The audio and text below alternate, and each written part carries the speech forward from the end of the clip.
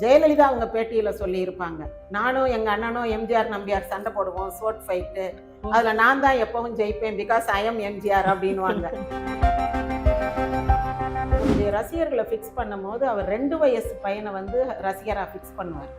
2 வயசு குழந்தைன்னா அதுக்கு அப்பத்தான் கொஞ்சம் பேச்சு வரும்.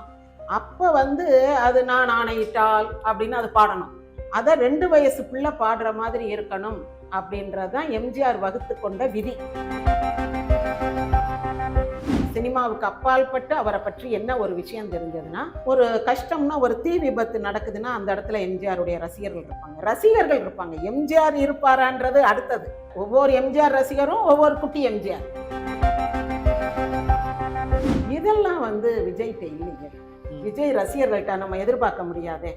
இதுதான் டிஃபரன்ஸ். சினிமா பிம்பத்துக்கு மட்டுமே ரசிகர்கள், மக்களுக்கு ஒரு பிரச்சனைனா விஜய் ரசிகர்கள் ஓடி வந்து செய்ய மாட்டாங்க. அதான் எஸ்பிபி கிட்ட சொல்லியிருப்பார், நீ போய் நிறைய உன் ஃப்ரெண்ட்ஸ்கிட்ட சொல்லியிருப்ப நான் எம்ஜிஆர் படத்துல பாட போறேன்னு, அடுத்து உனக்கு இந்த சான்ஸ் இல்லைன்னா நீ நல்லா பாடல போல அப்படின்னு நினைச்சிருவாங்க. உன்னை பற்றி கொஞ்சமா குறைவா பேசுவாங்க. அந்த எஸ்பிபி இடத்துல இருந்து அவர் யோசித்து பாக்குறாரு. அதுதான் எம்ஜிஆர்ட்ட உள்ள ஒரு தனி சிக்னிஃபிகன்ட் ஃபீச்சர், ஒரு டிஃபரன்ஸ். சின்ன வயசுல எம்ஜிஆர் கட்சி ஆரம்பிக்கும் போது அதுல இருந்த உறுப்பினருடைய வயது என்னன்னா, குறைந்தபட்ச வயது 12.